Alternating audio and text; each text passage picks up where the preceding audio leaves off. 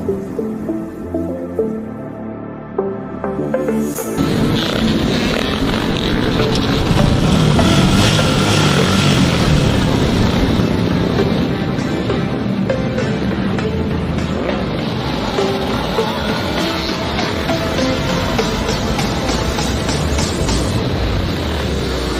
about the Titans here. The Titans. Swing and a drive, left field. It's gone. It's gone. It is bedlam at the bank. The Philadelphia Phillies are 2008 World Champions of Baseball.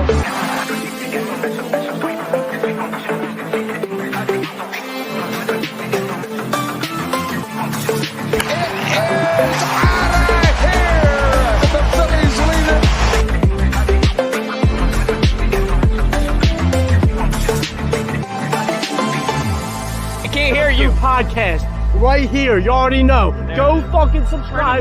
Go follow. You are now listening to the 302 Birds Phillies postgame show with Eric, Brendan, Dalt, and Ballpark Tommy. Proudly powered by TickPick. Check out the link in the bio for $10 off your first order today. Let's take it to the show. You know, usually road trips are all exciting, good things. Ooh, we're going. No, this road trip has been the road trip from hell. The Phillies have literally gone to hell and back, and they're going to basically have to battle from hell and back when they come back Tuesday. What's up, guys? My name is Dalton, joined by Shard today on our Phillies post-game show, trying to bring you guys as much energy, as much positivity as we can, even though it feels like this team, I mean, I'm just going to call it like it is, guys. You guys know I'm not the, how do I want to put it, most politically professional person when it comes to talking. So this team has gotten their dick dragged through the dirt, as some people would say through in Philly. It has been awful. I don't know a better way to put it than that. And hopefully when they get back, they get their ass in gear, because Bryce and Stott, Brandon Marsh, just these guys look off. And I don't know if it's stuff off the field. I don't know if it's stuff on the field. I don't know if it's a mixture of the two or what. But we're here to break it down for you guys. As you guys can see, the title of the show today is Rant Show. Brandon Marsh updates. I'm seeing you in Instagram, man. What's going on to all our Instagram followers? Shard, I mean, initial thoughts. I know you're pissed, bro. So let me back up. The reason I wasn't on this show the past couple of days, I had a nice, relaxing getaway at the beach. Went to the beach house for the weekend. Spent time with my family. Went to dinner. Had some drinks. Went exploring. Every night this weekend, after I've done some nice relaxing all day long, you know who ruins that fucking relaxing? The goddamn Philadelphia Phillies. They look terrible, dude. Like Colin said here, the Phillies suck.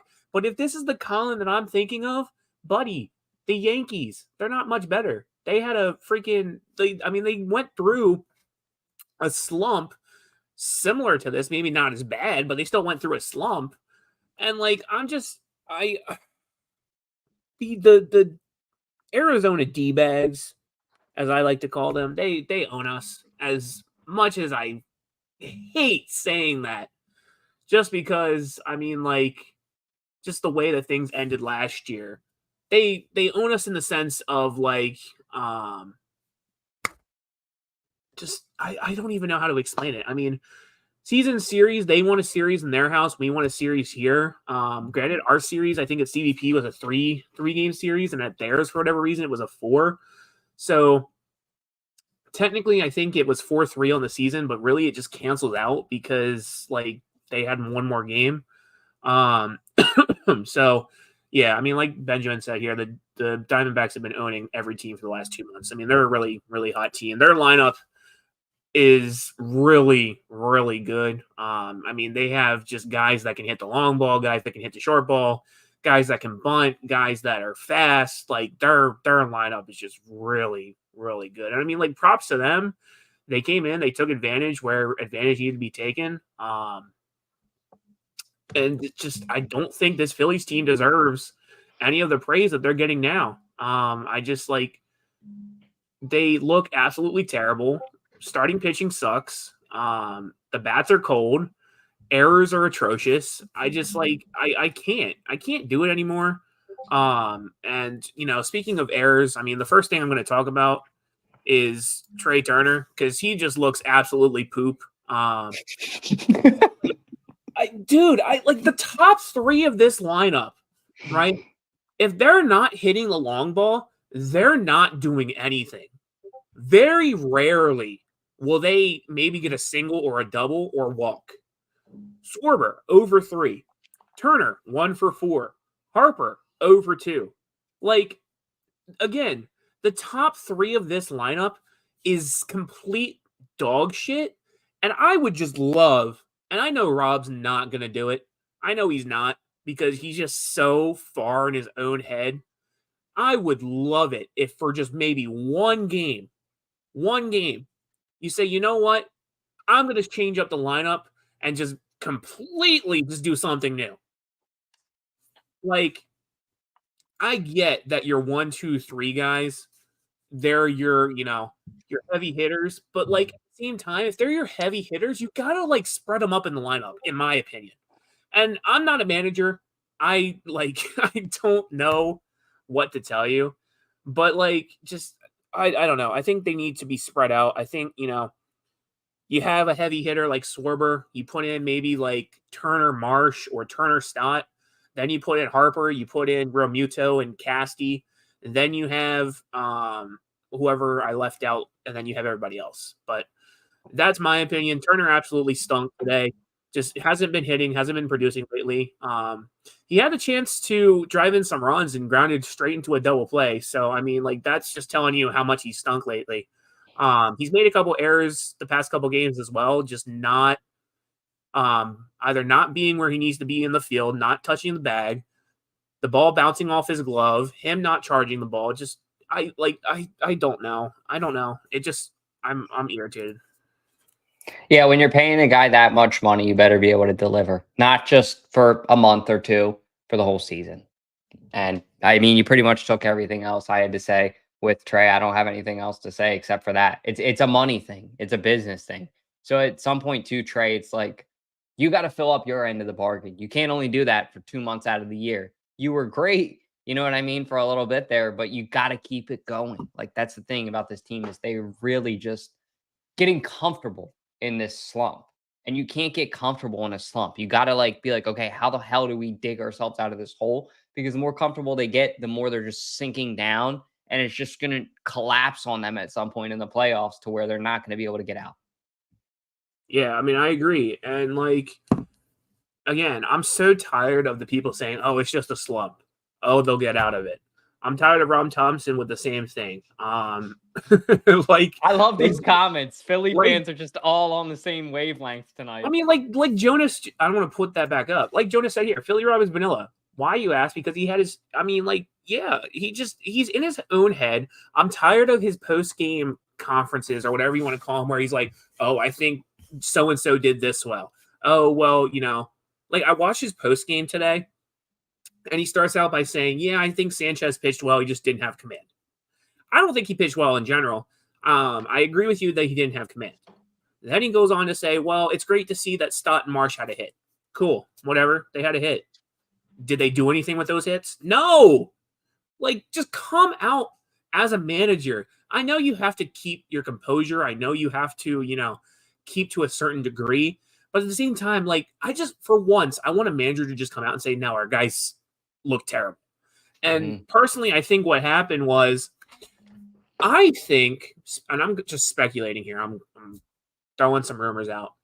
I think something happened before the All-Star break and before the trade deadline that just completely ruined the vibes with this team. I think that, I think Dave with some kind of trade talks ruined the vibes and told some people that like they were going to get traded or something like that. Because ever since the All-Star break, ever since the trade deadline, they've just looked dead. The team chemistry is just not there. Like Whit Merrifield left. And I think, honestly, something happened with Whit Merrifield where he had bad blood. Because, like, I think that, somebody cussed somebody out, if I'm being honest. because ever since he left, the vibes have just been terrible. Now, do you think, let me get you to elaborate on that, because I'm interested in the amateur. Now I want to get some of the tea, some of the Kool-Aid.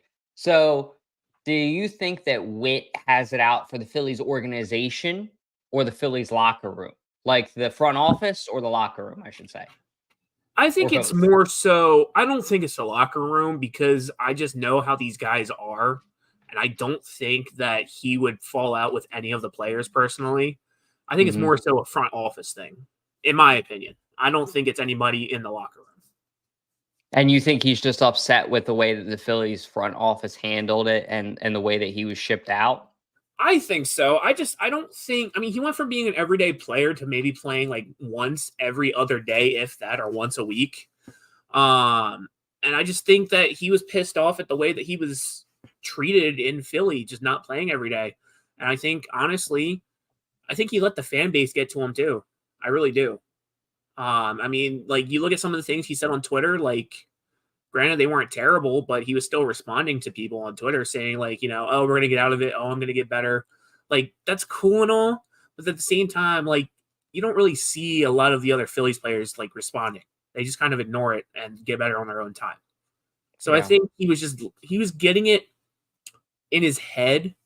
And I think that's what kind of drove him to leave as well. Fair point. I'm glad you elaborate on that, because I do think that there were some like tweets, I'll say, maybe a couple weeks. Yeah, the whole thing just didn't seem, you know what I mean, like it all meshed well. Yeah. But going into the next topic, we'll save this for last. I'm going to save that one. Yeah, I was going to say that's a nice vague one of the Phillies fanatic showing some booty because the team's booty right now. But yeah, Christopher Sanchez, I don't know what a lot of these pitchers' problems are lately. Just like Nola yesterday looked terrible. Wheeler was pretty decent the other night, and he was the only one that I can say. But Sanchez, looking at his stat line, 4.2 innings pitched, 12 hits in 4 innings. 4. Some teams are lucky if they get 12 hits the entire game. But you let up 12 hits in the span of 4 innings. The Diamondbacks had a total of 18 hits throughout the entire game. 12 hits, 7 earned runs, 2 walks, 4 strikeouts. And yeah, I mean, Calvin, you're not wrong. Like, at the end of the day, it's just a game, dude. I might shit talk, but like, I don't hate fans, you know. You got to realize at the end of the day, it's all a game. Mm-hmm. I'm not mad at the Diamondbacks because you guys took advantage of a really crappy Phillies team. I'm more pissed off at my own team for being as shitty as they were, if that makes sense. But yeah, I mean, we left a lot on the table. I mean, Sanchez left a lot over the middle of the plate. You guys were taking advantage of it. You guys hit home runs. You hit doubles. You guys were driving people in. Your pitcher, I don't think has pitched since April. I think Kelly hasn't pitched since like April 18th or something like that, if I'm not mistaken. And I mean, he didn't look the best in my opinion either. And I don't think we took advantage of that. But just like, you guys put up almost 30 runs compared to our like maybe 10 this entire series. So I mean, like, kudos to you. You guys are a really hot team. You guys have a really stacked lineup. But yeah, Sanchez just wasn't it. Tanner Banks came in after him for a 0.1 inning, lit up 1 hit, 1 earned run. Kirkering came in after that, 2 hits, 1 run. Alvarado came in after that. I'm going to talk about Alvarado in a second because I can't stand the dude. Alvarado, 1 inning pitched, 3 hits, 3 runs, and then Michael Lazar. Michael Lazar actually has looked fantastic since they called him up from AAA, so I can't fault him there. His ERA right now is a 0.00. He has not let up any earned runs. Granted, he's only pitched 2 games, so whatever. But he went 1 inning pitch, no hits, no runs.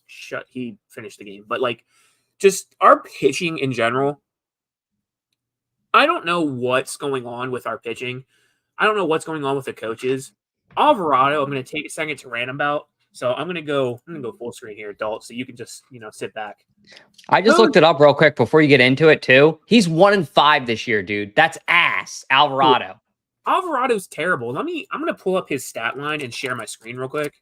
Because okay, this is not the Jose Alvarado I'm thinking of. I didn't know there's a Jose Alvarado that plays for New Orleans. Let's see. All right, I'm gonna pull up his stat line and just show you this. So, I mean, looking at his stat line, you wouldn't think he's bad because he comes in and doesn't let up any hits or any runs. But it's when he does let up runs, right? It's just like tonight. His pitching is just so erratic. When you watch him pitch, right?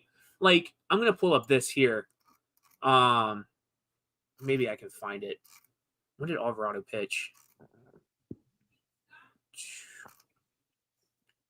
I think Corbin Carroll. I think this was Alvarado. Yeah. First pitch. Home run.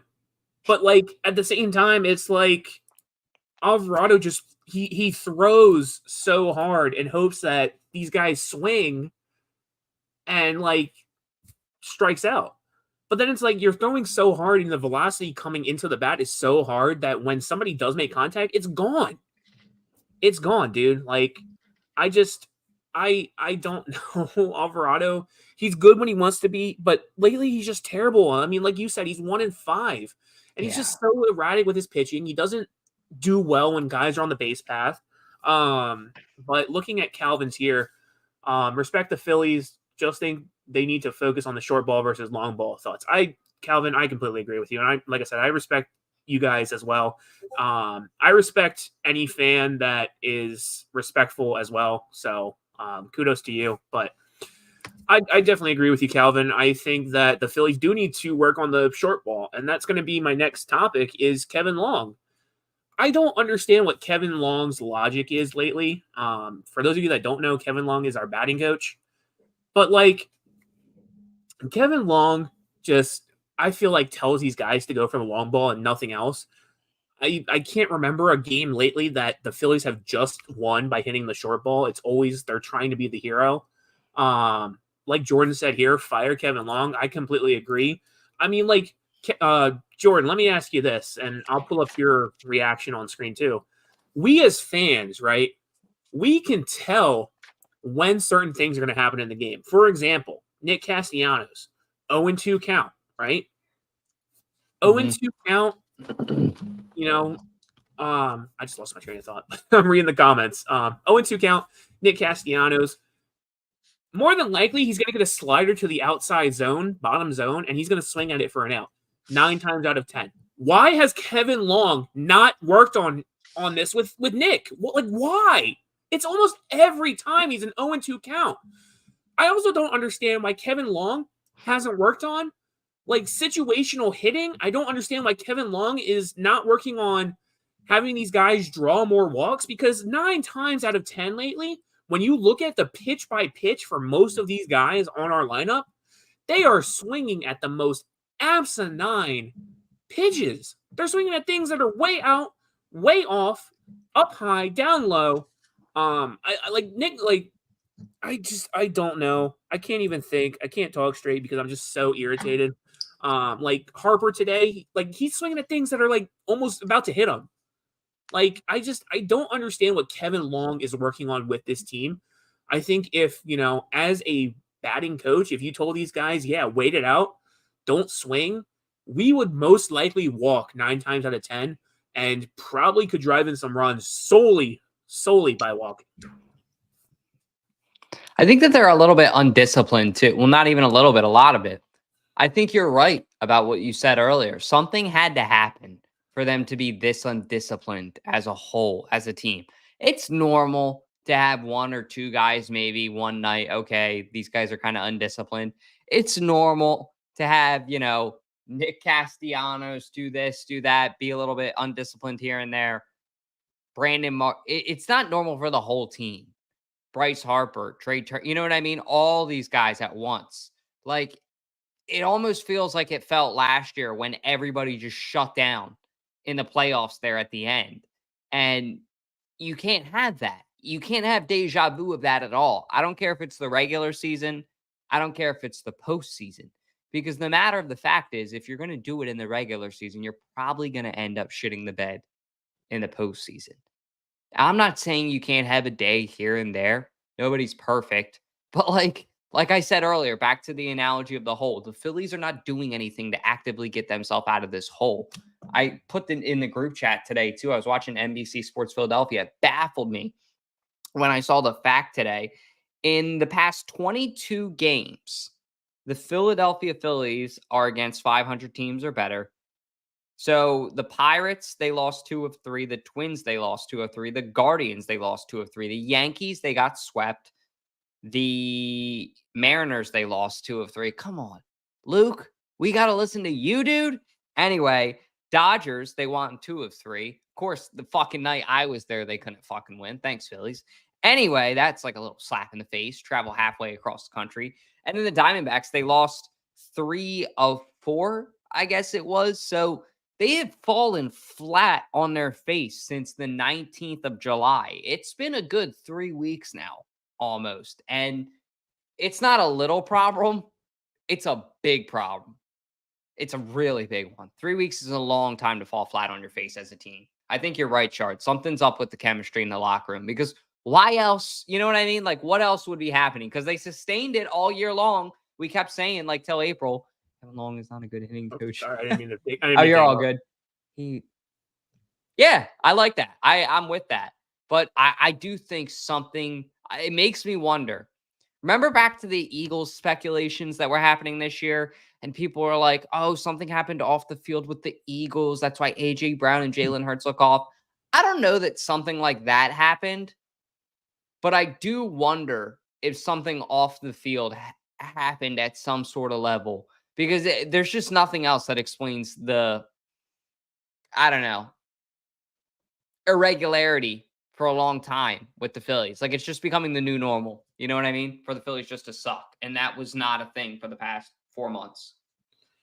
Yeah, I mean, honestly, like, I don't know. I think Philadelphia sports as a whole right now is just very disappointing. So at least the Eagles won Super Bowl. Yeah, I mean, it's preseason though, so yeah. Like I like that they won, but it's preseason. I could get My into favorite a whole. was Fratty said that he put on Facebook. Shout out to Fratty. If you guys don't know, Fratty's an awesome contributor to the show. He said the Eagles will be 1-0 after tonight, talking about the preseason, which I love that. I'm like, let's go. It matters to somebody. yeah, but I don't know. But did we talk about Marsh yet? No, go don't ahead, remember. please. I want to hear this. I guess this will be the last topic because I think we talked about everything else. Yeah, we talked about everything else. Brandon Marsh, dude, I don't understand. Him and Stott have been absolutely terrible. I mean, they both got a hit today. Marsh drove in a run, so great for you. But I just he's terrible lately. He got a hit today. I think his hit today broke like an over 20 slump. I can't remember if he hit yesterday because honestly, I did not watch the past couple games because they've just been terrible. I will say, I think him in the outfield lately has just been terrible. He's had a lot of balls that could have been caught if it was someone else. For example, like if Rojas was playing, I think Rojas probably could have caught that ball that went over his head and went off the wall. Do I want to see the guy be sent down or DFA'd? No. I like Marsh. I think he's a really respectable player, and he's really clutch in certain moments. Do I think he's been terrible lately? Yes. I just this whole team has been terrible lately, but I just feel like Marsh and in general has had a lot of opportunities and just not producing. And I've seen a lot of people on Twitter say the same thing, that he probably just shouldn't be the center fielder. Granted, that's where he plays, but I don't think that he's great. He played left field today, which he goes back and forth between left and center field. But I don't think he's fast enough to be in the outfield. I just really don't. I think there's a lot more athletic guys on our roster that could make the catches that he keeps missing. Well, I'm looking right now at his last 5 games too, Shard, and the dude has 1 run and no hits in his past 5. Arizona the past 3 games and the Dodgers the last 2. He had 1 run against the Dodgers on the 7th in the win Yeah. 9-4.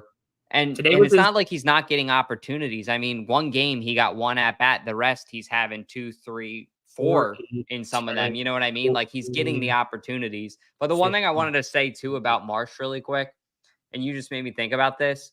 You're right. Like he's not doing anything. The whole team's bad, but I feel like him and Stott aren't doing anything to help the problem, if that makes sense. Like when the problem's bad, they just make it worse, if that makes sense. And I hate to rant on them like that, but like we want to see you younger guys step up. We want to see you younger guys start to mature and say, hey, I can put the team on my back in a shitty scenario when everybody else is laying down dead, and I can be that guy. You can't just roll over and not try. And I'm sure that they are. I'm sure I'm taking some of it out of context, just as a Philly radio guy. But from the outside perception, their body language is 70% of communication. It just feels like when the team lays down and dies, they lay down and die. And that's not a good thing. Yeah, I mean, I agree. And I mean, he's 1 for 22. So he's one of those guys that he's expendable. You can send him down. You have Cal Stevenson or whatever the guy's name that you called up. You have Rojas. Hayes is probably going to be out for a little bit. He has a similar injury to Brandon Marsh's injury earlier this season. You have, which Nick Castellanos, I don't think has sat a game yet. He might have sat one. I can't remember. It seems like he plays every day, so it's really hard to keep track of when he sits and doesn't. Hayes, Marsh, Rojas, Cal. I feel like I'm missing someone. No, Pache's not here anymore, so I don't think I'm missing anybody, but I just, like, this team has to wake up. You have an off day tomorrow. You play the Marlins, then you play the Nationals, then you play the Braves. You play the Braves like 7 times in the span of 2 weeks.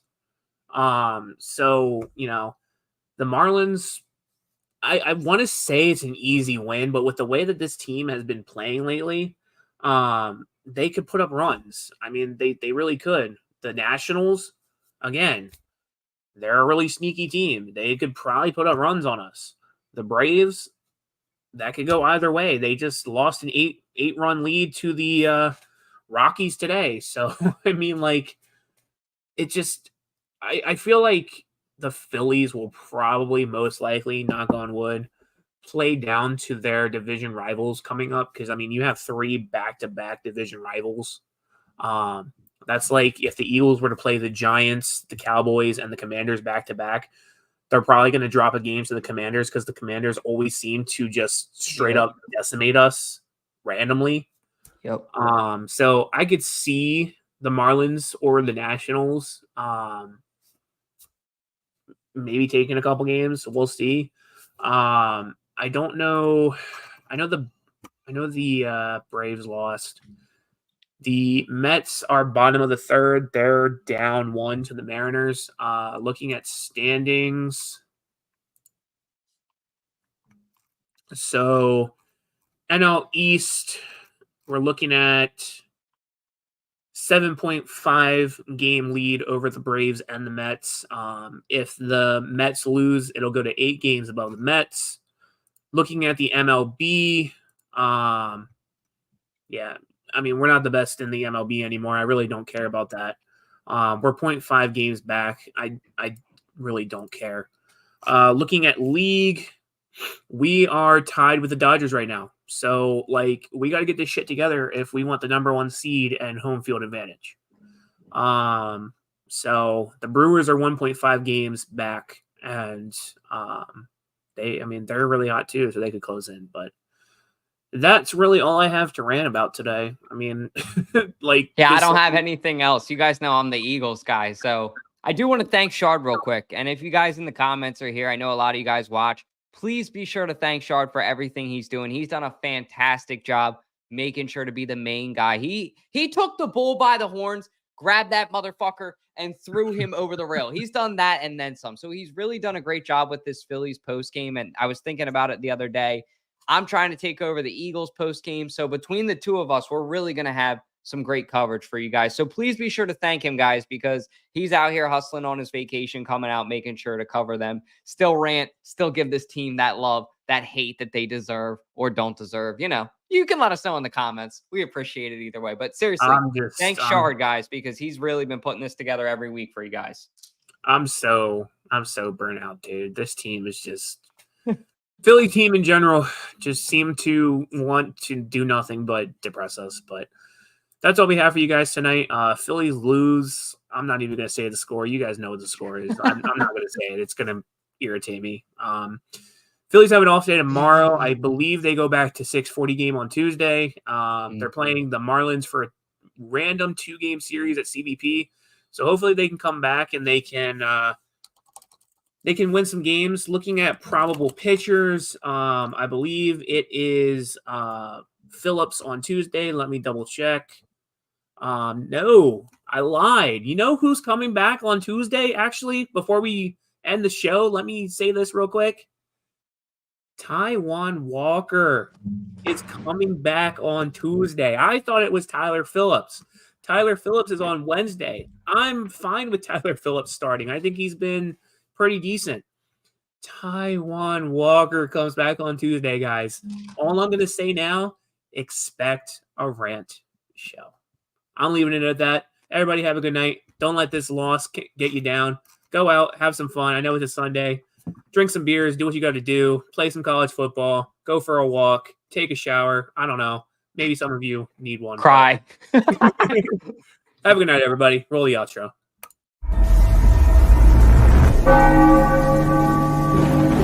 The Vikings! Swing and a drive, left field. It's gone! And it's gone! It is Bedlam at the bank! The Philadelphia Phillies are 2008 World Champions.